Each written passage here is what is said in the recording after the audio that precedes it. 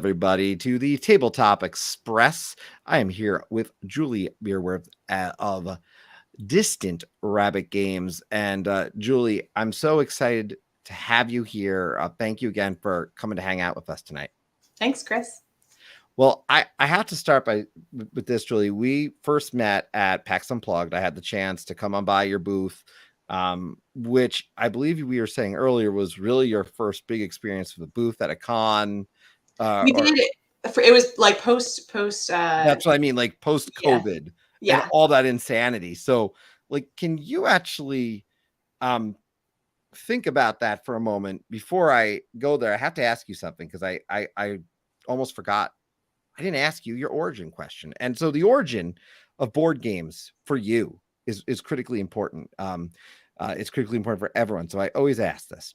What's your board game origin story? How did you get into that modern gaming? Yeah, it's a little convoluted. I probably wouldn't have gotten into it the way that I am now if not for my partner Adrian, who created our game. The real origin would be like, I grew up playing a lot of Monopoly and Risk and all that kind of stuff. And then in college, was introduced to the classics, the Munchkin, the Settlers of Catan, and like those sort of gateway, more modern gateways that people also like to get down on. And then it was the Resistance that really was the first one that kind of like actually kind of made me want to put together a gathering of my own, like invite people over to my house and have them play. And that was in grad school. And actually Adrian, my partner, before we were even in a relationship, would come to those. We were in the same grad school program together, come to those nights. And that was the first, like my first hidden trader experience because of the way the interpersonal dynamics. I was like, oh, okay. I can really get into this. And Adrian as well. He hadn't really played a lot of hidden trader games. He was much more of a like Magic the Gathering kind of kid. And so, but he had young kids. And so as we started dating, we were playing a lot of the what Grandpa Beck's and the gosh, I forget the other. There's a whole line for kids that's amazing. Forgetting it right now. The Sleeping Queens and all of those. And that sort of weirdly, like those kids games, it's sort of like I was teaching his kids how to play them and just kind of getting used to like that's what we do at the end of a night is we play games with the kids. And then we started, as they got older, got into more complex games. And our kids are, as I like to say, probably is true what everyone would want to say about their kids. Our kids are pretty advanced. So like at 9 years old, we were, Taylor was able to play like Battlestar Galactica and stuff like that. Like, oh, yeah, that's a step up. That's a heavy games, So we were able to really dive into some cool stuff at a young age. And that sort of led us down this path then of Adrian had been kind of designing games a little bit here and there. He was working on sort of a Magic the Gathering variation for very young children when Wendy, our youngest, was much younger. And he'd play with things when he was little, but basically that was our origin, my origin into really gaming, and then our origin into making games as well. It's funny though, you mentioned Munchkin, Monopoly, all those games. I always stress it's really important. Like I always say, Monopoly is part of my origin, and these games are critically important. They get you in, playing something on the table. So, well, it's like how you hate your parents. Like you get older and you're like, my parents. I don't want to be like them, but it's like, well, except that you wouldn't be here and you wouldn't be who you are if not for them. And so I think it's one of those things where once people outgrow something, they love to really rail on it. But no, they're hugely important, right? Like, where would I be if I didn't play any of these things? Monopoly is the first game again that I remember playing. So I love that you mentioned them because again, I do think they're so critically important. I was going to ask you very much about before we dig into the game itself, though, that con experience, because obviously COVID happened, and when it came down to it, inability to attend events, you have this game that's out there. Looking forward to kind of letting people know more about. And you were already, I know, financed and people were ready to get games and everything, but PAX Unplugged came around, and one of the things that impressed me is when I had a chance to see the game at PAX Unplugged.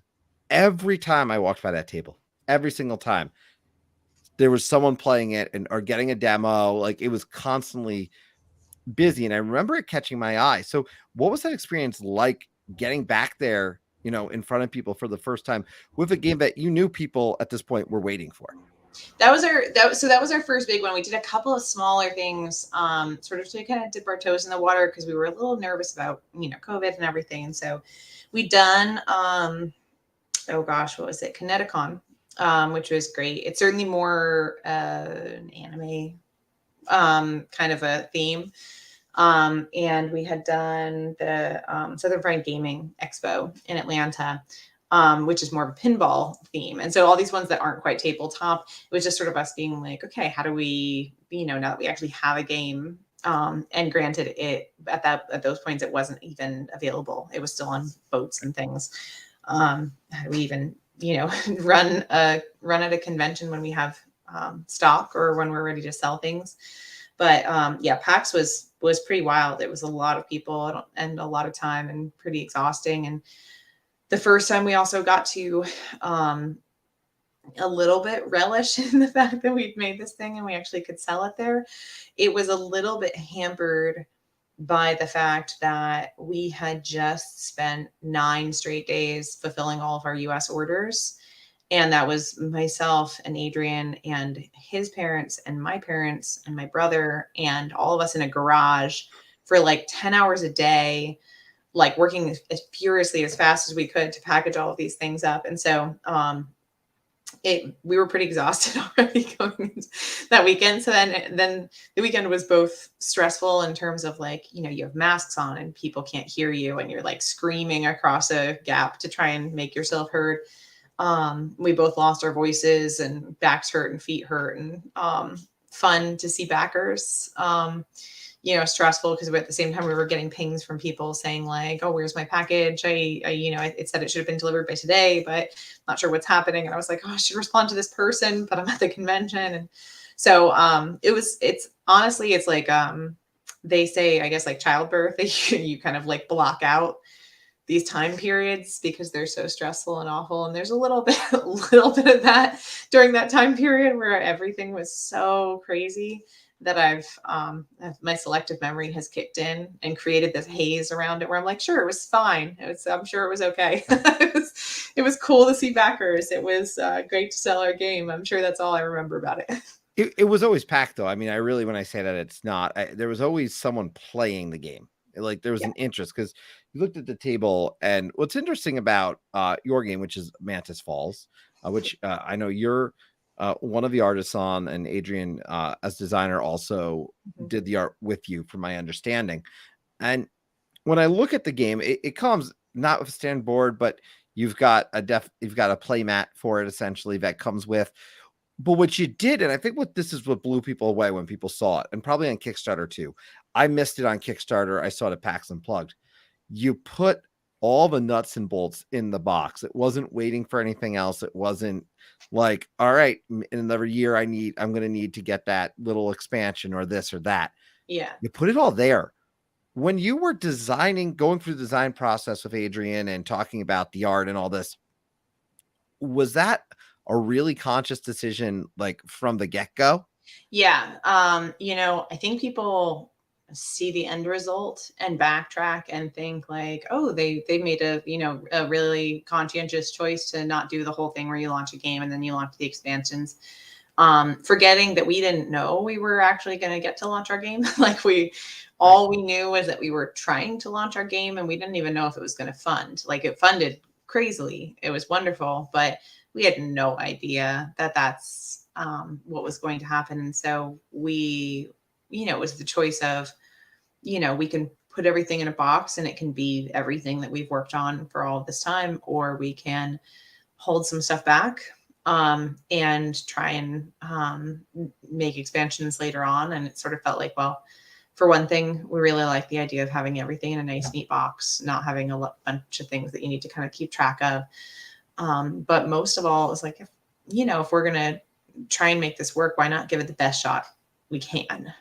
Make it, packed full of content, packed to the brim. There's no air in the box, like there's tons of gameplay and replayability, and nobody, if anyone was going to fault it and say, oh, there's no individual characters, right? Like we have characters. What they really more amount to is constitution modifier sort of a thing. And that would be your doctor who dies at 7 wounds, your overnight who dies at 8 wounds, that kind of thing. But then, once in a while people would say like, oh, it would be great to have variable player abilities. But we have that.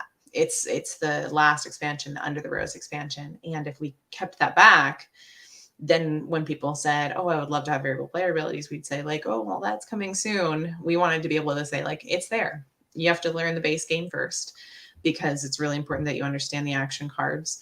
But when you're ready for it, the variable player abilities are profound. And so, it just felt like it was the best chance we could have given it to actually get off the ground.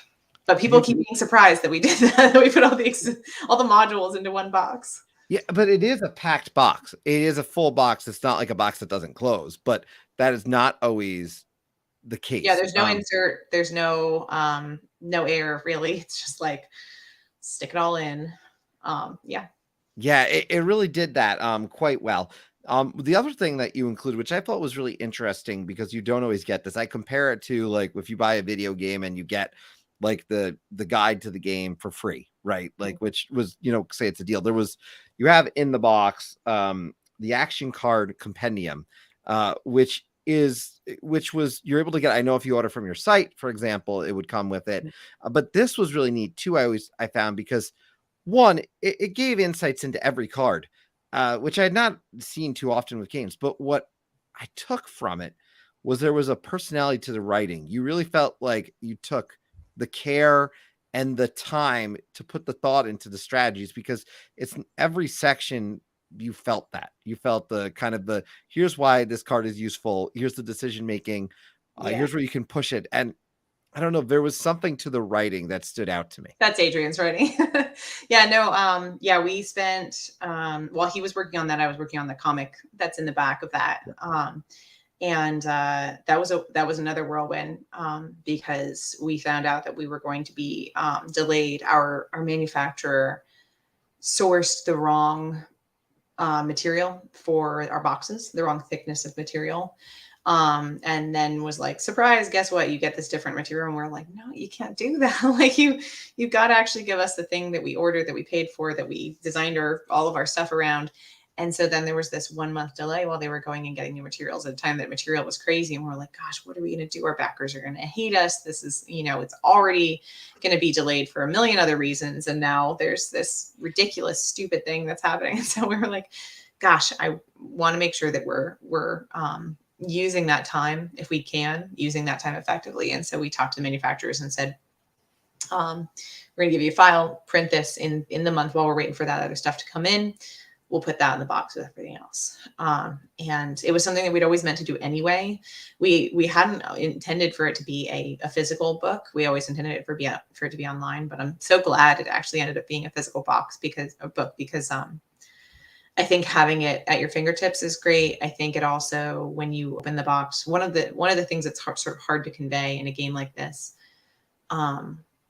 people can open a game and imagine a lot of different situations. They can imagine that they'll, learn it in 5 or 10 minutes, and then they'll jump in and have a game where they fully understand everything and they really like get the strategy all right away. And this is not one of those games that you're gonna like. You can maybe understand the turn order and how the play is going to progress and everything pretty quickly, but the strategy really depends on knowing the cards. And so this is not a game where your first play, you're going to be like, I totally get it. I know everything about this strategy. Where in some, if you have a really great mathematical analytical mind, you can do that. That's not this one. So we wanted to really make clear off the bat, we have thought about all of this really, really deeply. Like there's a rhyme and reason to every single card that exists in that box. And it's been tested for over 6 years. And like there's a lot of intention behind it. But then also give people a better chance to sort of find those things faster. So if they are playing for the first time and they open it up and they're like, gosh, I have a, ricochet. What's great about that? People might think, oh, it's for assassins. You would only use that if you're wanting to hurt the other player. And then we talk about all the different interesting ways that you can use ricochet, that you could use it actually as two witnesses. You can use it to save the other player. I saw somebody at PAX Unplugged. It was two first-time players, and we were talking through, and they were sort of grasping the strategy. And this one partner played a quick thinking, which allows you to put a card down either on your own play or on somebody else's play to be played immediately, and played ricochet on the other player so that they didn't get any wounds, and it would all be bounced back on the other person. So it was a completely self-sacrificing move from a card that most people assume is very like antagonistic. And so we wanted plays like that to be possible, and people don't realize necessarily innately that those were possibilities inside the gameplay. And so the book was sort of a little bit of getting people into that right away. I did want to share this so people can see. I mean, this is kind of a look at just some of that art that's in here, because let me make this a little bit bigger for people. Really, it's a very neat look. I mean, it's definitely fits the noir. That is the feeling of this game. The art, it's one of these things where I describe it as elegant. Like it really does just kind of jump out at you. Mm-hmm. And I'm very interested from a design perspective, when you were doing these cards, what was going through your mind? And I imagine there was many iterations of this, but really what was going through your mind to kind of capture that? Because I think you did it masterfully, but I can only imagine that a lot of thought and time change happened across the way. Yeah, ish. I would say pretty early on. So Adrian had most of the core of the gameplay done. We're in a long distance relationship. We have been basically ever since we've been together. So COVID, we got to be together, but we spend only about half of our time together. And so he was working on this game while we were apart, and I got to see sort of his first iteration of it the next time that we were together. And immediately he felt like this sort of like stark lithography kind of a style was going to be the right style for that. And it's also, it happens to be, something that I was relatively comfortable with. And so that was, it was like my first time play testing with him. I started sitting down and sketching a gun and some bullets, and those are the same, the gun and the bullets that are in that deck are the exact ones that I was in my sketchbook. I eventually moved over to digital art, but for the most part, the idea behind that style for the action cards was always pretty much what we wanted, was black and white and kind of a sketchy style. And I think sort of that feeling of like the starkness makes it kind of horrific a little bit, like creepy, was the thing that we were going for. And then there are certainly ones I have ones that I've done like 6 different illustrations for, and I was never happy. And even the one that's on there now, I'm like, it's not my favorite. But yeah, those had some iterations. The ones that were more time intensive were the roads. For the actual road, I did a whole big oil painting because we wanted sort of this gritty texture, and I wanted it to feel real in a way that didn't feel like digital art. And so the texture of the canvas kind of comes across as the road, and that took a long time. And a lot of messing around on. And then the beginning of the road, the end of the road were big full color ones. And then, yeah, the comic that's at the back of that compendium. There were a lot where there was some, or the inside of the box. Oh my gosh, the map. Never mind, I take it all back. The map on the inside of the box was the absolute Yeah, art I was going to project say I've the map ever on. looked I don't have it like right. It's on the shelf behind at. me, but the map inside the box, and you note one of the other things you noted, I do kind of, oh, we don't want that. There we go. I think it's somewhere in there. Yeah, like But you could see some of this art. I mean, it really is very stunning. These cards, they look great. And they tell a story. There's a few things, and we get into gameplay a little bit before I Mhm. actually get into kind of the gameplay behind this one and the Yeah. decisions that obviously got made in this. I really want to focus on one thing in particular that jumped out to me, and that was when you were told about from the design perspective of this that this would be deduction, that kind of Mhm. deception game, but 2 to 3 players. That's the thing that I think is a real hook. And it was very fascinating to me to see a game that does that, because very often you see one of these games, it's Werewolf, or even there's a good game I love, Hell Hydra, but that's 5, 6 players minimum for it to be a fun time. So this one being 2 or 3 players was so different.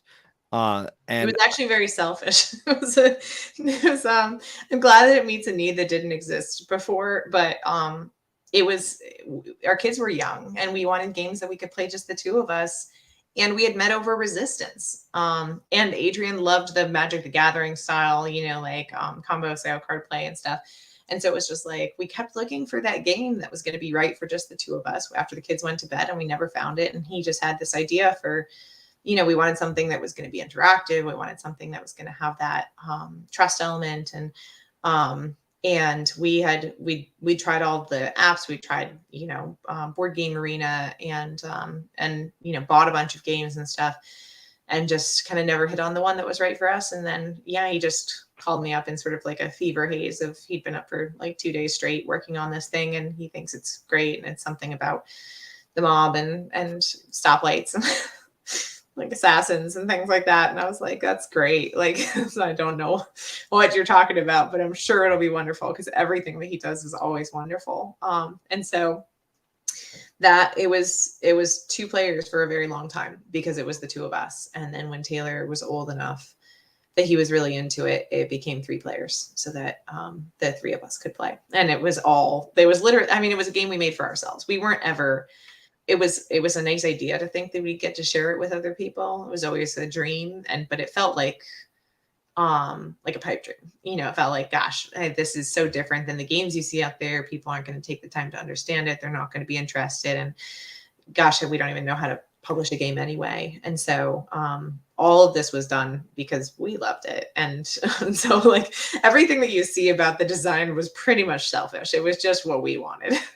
I love that it's designed out of love, though. Like you think about it. I had Andre on here who designed Targi. It was a similar thing. He designed it really because he liked it, and he said if no one liked it, so be it. That's fine. He liked it, Yeah. and so again, a lot of great things come from love in that sense.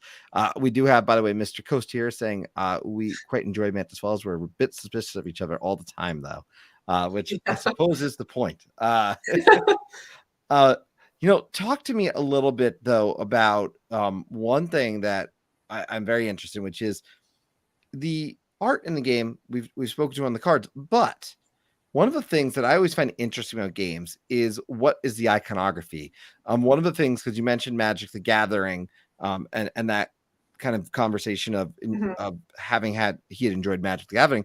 Well, you've got matching suits in this that play a critical role when playing.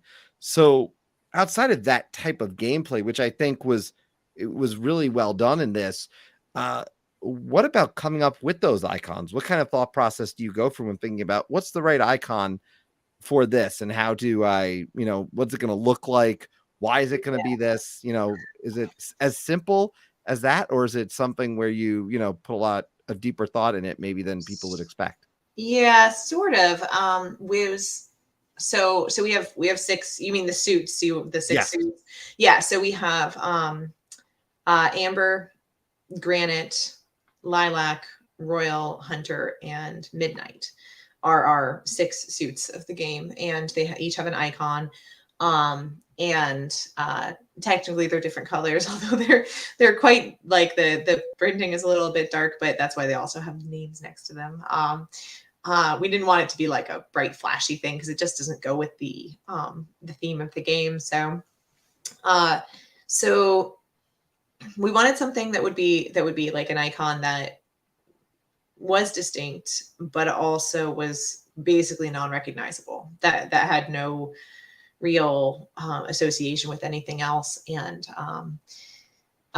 Adrian actually went through a bunch of like fractal creation software to try and find interesting fractal patterns that could sort of inspire that design. And so that was a variation on some of those fractals, but that's pretty much where it came from. The whole game really was like, we always felt like the fact that it's a mob ruled town, like we're married to that now and we're really pleased with how it all came out and everything, but we're not like super crazy about the mob. Like that wasn't like, we love mob movies and all that, but like it wasn't like we were like dying to make a mob game.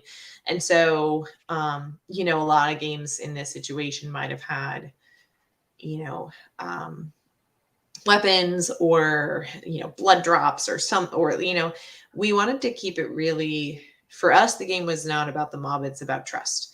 And that's a much more like sort of ephemeral thing to try and capture in art.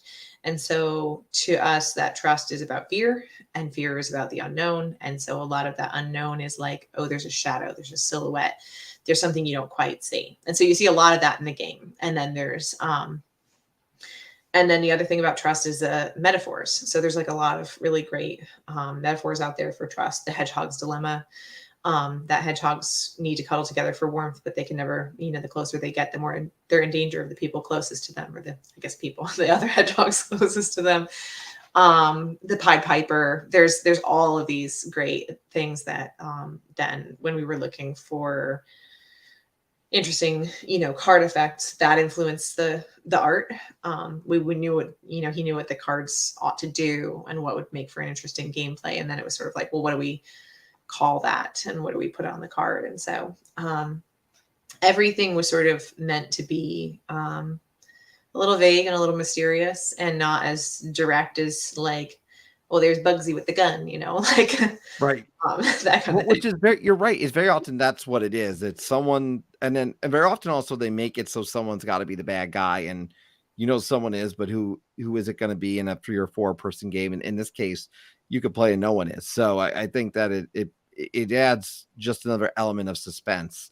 And I enjoyed that. And just to be clear for anyone who's watching, the game is very straightforward with how you play. I mean, literally, it's the movement, event cards, the main play actions, your action reveals. I mean, it's very straightforward. It is really a game that you can build up and get to master. So I do like that, as you discussed, it does build up that way and you continue to evolve the game. So the game continues to be a new game almost as you play through. Well, and to who was the commenter before who was talking about the too much distrust? That was Mr. Coaster. Yeah, Mr. Coaster, who's one of the, who's, by the way, I always appreciate Mr. Coaster popping in good insights, but he's got his own channel too. I know who does some stuff, so I want to make sure I shout him out. So he's got some neat stuff over there. Well, to his point of being too suspicious, so the other thing that I personally love, and I can say all the things that I love because I'm not the designer of the mechanism, so I can gush as much as I like. But it's the thing that I always really loved about my play with Adrian was that it would evolve game to game. Like if we just had a game where we were witnesses and we died, let's say like I didn't trust him, I really thought he was an assassin and I killed him, and then I felt really guilty about it. The next time I'm going to go out of my way to be cooperative, even though I'm aware that I shouldn't do that, that it doesn't change the odds, right? The last game that I played, it's like, flipping heads and being like, oh, next time I'm due for a tails. Like it doesn't actually really change. It just, I mean, maybe I was a little bit too suspicious that one time, and so I'm trying to adjust, but I end up, you get this kind of like wavy sway of like, sometimes you're really trusting because you're really hoping for that positive game where you have the great outcome. You're both witnesses and you make it together and you're proud. And then sometimes I'm like, oh, I don't want to be embarrassed this time. I don't want to like put myself out there and have you actually have been lying to me this whole time. And so it does vacillate in that like metagame. if you play with the same person for long enough, which is really a pleasant thing. Well, for some people, it's a pleasant thing to experience. Like I said, I do think it's one of those experiences that some people may not be about that type of game, but Yeah. again, for me, it differentiated. It was different. Again, different experience, and I found it fascinating. I'm really interested, though. You said earlier 6 years, really 6 years of development in time. At what point in that 6 year period did it become, oh, I think, because you mentioned it, there's a moment where, this is unique. When did it actually become, we want to publish this and we've got to figure out what we're going to do? Because clearly you've got a great support system behind you. You were just talking about your family packing up all these games so you could ship them out before PAX Unplugged. Oh yeah, we have crazy, amazing support. We're incredibly lucky with our families, but yeah, I mean, we'd considered self-publishing, we'd considered pitching it to people, but it always came down to, well, gosh, like there's so much still we wanted to do with it, and who even knows how you get things out there? I mean, we were really naive at the beginning. We first of all did not know Kickstarter existed for games way at the beginning. We didn't know that at all. We didn't even know that there were places you could prototype games. Our first board game, like our box, was one of those like Zazzle memorabilia boxes that's like carved wood with the like inlaid picture of your family on top, but we had like a picture of Mantis Falls, a game of trust. Or no, at that time it was just called The Game of Trust. And so we were really quite green about all of this. And it was actually just a friend of a friend in Athens who said like, oh, hey, like weird thing, you're making this board game, but I have another friend who actually just funded a whole board game on Kickstarter. They got like $80,000. And I was like, what are you talking like on Kickstarter? That's weird. I was thinking that was for like technology and stuff. And it was the guys from Keymaster Games, Parks, Campy Creatures, all of that. And this was back when they'd only done Control. They had their first successful campaign, and now they're like giants, which is so cool. But yeah, I got to sit down with Maddox and Kyle and pick their brains, and then they created a sort of board game designers night, a monthly thing where we would play test each other's games in Athens. And I met other game designers there, Eugene and Joseph, and they were, amazing to get to kind of relate to figure out kind of where we were in the process and what we ought to do. And they connected us with the wider community, all of the supports created by James Matthey before he passed away, and all of the stuff, the legacies that live on from those Facebook groups that are incredibly supportive. And then through all of that, it was like, osmosis of like, oh, okay, this is how you would do that. And, like we weren't really committing to that we were going to do it. It was more just like, okay, so this is a possibility.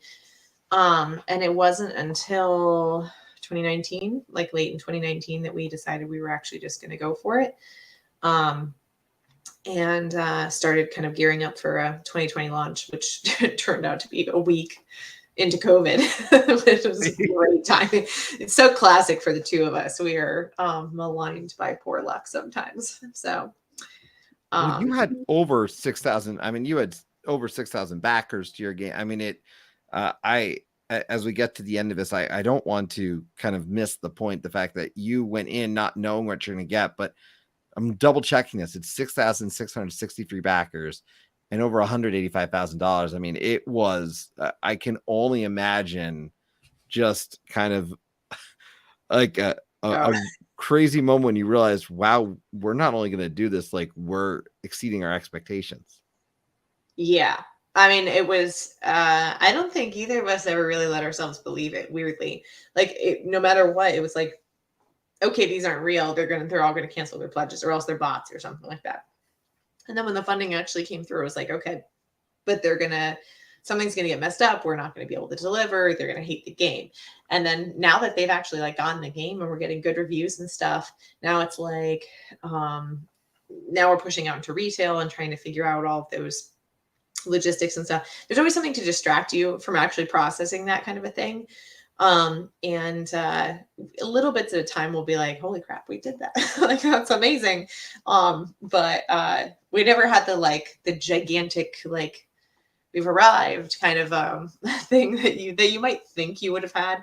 The running a campaign is so stressful and so exhausting. I mean, it was like 20-hour days responding to backers. And the big thing, weirdly, which is like, this is an embarrassment of riches, and it's amazing that we got as much support as we did. We really actually did not plan for it to go that well, which meant that we didn't have stretch goals lined up. We blew through all of our stretch goals in the first like several hours, and then we were like, well, shit, what do we do now? Like, people are going to be expecting us to unlock new things. And so we were like furiously on the line with our manufacturer and trying to figure out like, okay, what would be something that we would want? What would we want to unlock here? Like, what's our dream of what this, like, we never let ourselves dream about what this could look like if we actually had the funding, because we never thought we would. So, but then, yeah, that became a whole big stress of like, making sure that we had the pricing right and making sure that we knew that we could do it and all of that stuff. And we were so wrapped up in that it was hard to kind of settle down and just be like, yay, we got it. It is a wonderful example though, because I think very often see on Kickstarter, and there's nothing wrong with it, but maybe something more established and they're on there. But when you see a success like yours, I think it's incredibly impactful for folks who are thinking about it, who are saying, I'd love to do this. Can I do it? And you set a goal of $8,700 or something around that, and you were sitting at much higher than that. So, yes. so I guess you could say the answer is that. And I think that's a perfect lead into what's an incredibly important question.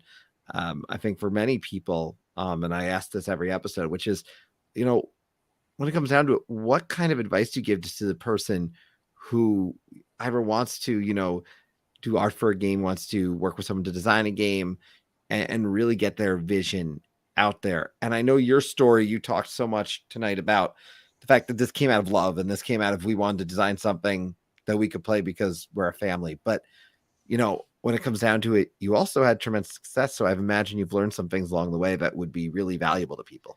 Yeah, I would say, I mean, there's so many like overarching ones. Having a love for it is really important because it is stressful and it's exhausting. But the biggest thing I would say is that lean into the community. There aren't a lot of businesses like ours where like I'm not a competitor with Keymaster. People are going to buy lots of games. They don't care if I succeed. In fact, it's better for them probably if we all succeed, because then more people are playing games.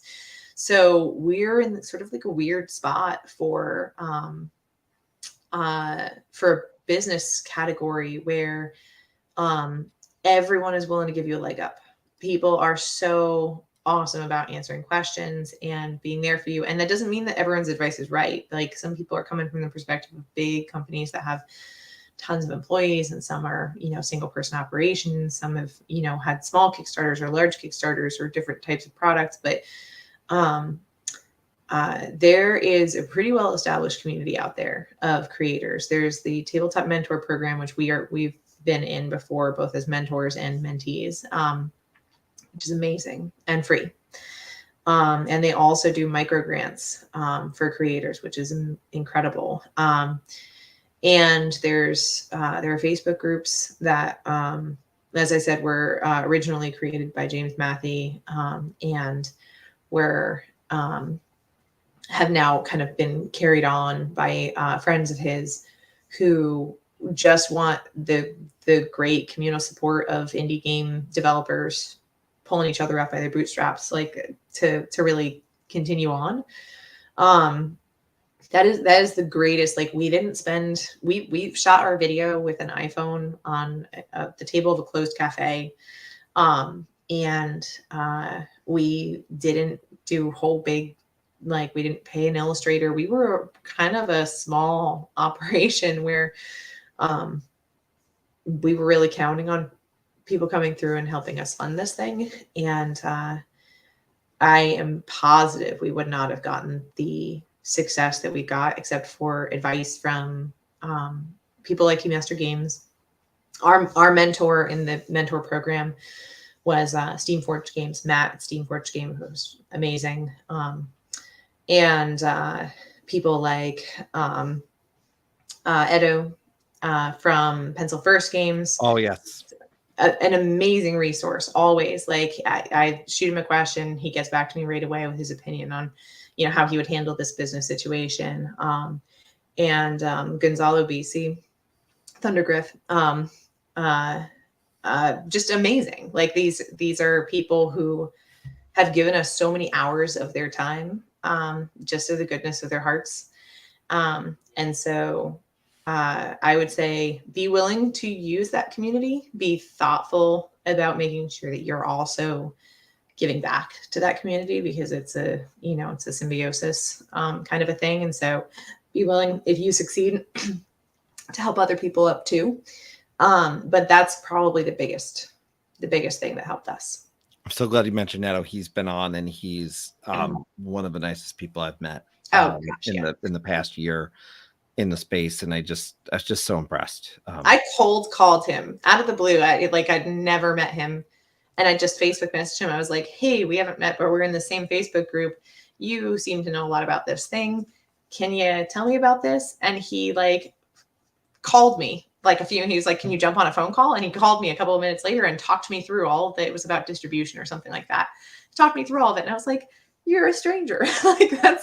You're amazing. You're just jumping on a phone call with a person that you've never met to help give them advice, out of the hours of your day.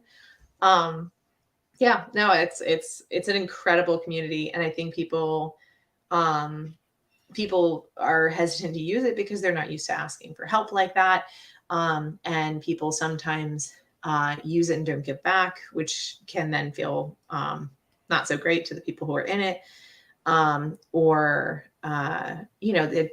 There's a lot of ways that people, I think, don't take advantage of this resource and then also become that resource for others. But that's why indie gaming is going to take over the world, is because we're all people who are really good at board games, which means you're also probably pretty good at running a business, because it's kind of like doing a board game. And then you're also really willing to help other people. And so if you're willing for all those businesses to succeed, I don't see how any other business is ever going to take off the way that indie gaming could. Yeah, and I'm going to thank you for everything you shared there, because I think it's critically important. This community, no community is perfect. There's, when it comes down to it, but when I've heard the stories like that you told, there's clearly a sign that there's an opportunity there. If you reach out, there's just hopefully someone can help you. I want to give just a quick shout out also, just regarding your game very quickly. It is a carbon neutral game, which I think is fantastic. So I want to make sure I mention that. And then you've certainly won some things, including the Game Together Gold Award. So some kudos that is deserved. And really, when it comes down to it, I want to thank you for taking time to chat here, telling your story a little bit, talking about the game. Certainly more to come on this game on this channel. There will be an Is This Game For You on the channel, where we talk a little about the game and hopefully helps some folks decide if this game is for them. But I can just say, for people now, if you're looking for a game that you really are looking for like a 2 to 3 player way to play a game with deduction, trying to figure out, are you on my side or not? I mean, there's not really much option out there, and this is the game I have in my collection for that. So I can kind of put my stamp there. And nice. Thank you. Really, really thank you so much for coming by tonight. Is there anything else you want to add before you go? Anyone else? I know you've just thanked a bunch of people. Is there anyone that you did I want figured to I'd get the thanks out with all of the advice as well. Yeah, that was, there are definitely people that I'm forgetting in there of my things. There are people that were at sort of my same tier that were great. Gwen from Fire Tower. They're amazing. And yeah, I mean, just like I can't even list all the people that have been great to us over this process. Yeah. Of course, I will tell everybody, go make sure you check out Distant Rabbit Games. You'll find them with a quick Google search. So easy to find them. It really is disneyroundgames.com. And the game is on there. As a note, because I mentioned it earlier, and correct me if I'm wrong on this, but if you did order, I mentioned it earlier, the book that's kind of the guide, but I Yeah. believe if you order from your site, you do include this Well, in I'll there. put a caveat on that we're actually, as of today, all sold out. Wow. Well, there you go. So So I highly recommend, though, regardless. That's great news. The fact that you are sold out of that is it happened faster than we were ready for, and so we're now going to be sold out for a while, waiting on our second print run, which is really cool. I mean, really cool and exciting. But yeah, that's um, awesome. Well, please go, if you get a chance, if you're interested, go check out their site.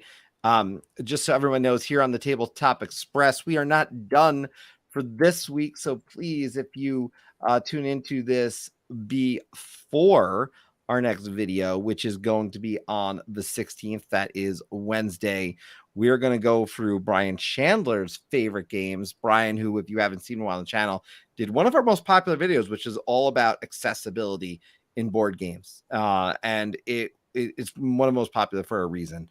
We had some great guests on that one, but Brian really brought some great ideas to it. So come learn Brian's top 20, the third in our favorite game series.